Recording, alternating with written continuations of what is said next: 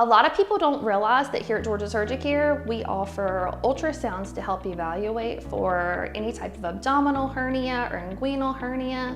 Sometimes these hernias aren't easily visualized with CT scans and other ultrasounds completed at the hospitals, but with our point of care ultrasound, we are specializing in visualizing these structures, identifying, measuring, and helping to diagnose here in-house so we can get you scheduled for next day if possible. So a patient with a hernia may be experiencing abdominal pain, burning sensation. You may have a bulge in that area.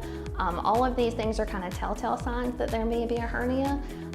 Really the best bet is to come in, be evaluated. We can palpate the area, we can use ultrasound to evaluate it and help to diagnose so we have a better understanding of what's going on. Here at Georgia Surgicare, we offer ultrasound to help evaluate hernias. We utilize the ultrasound to visualize the actual hernia sac, which can be a fat-containing hernia. It can have fluid accompanying it. You can have bowel that gets intertwined in it.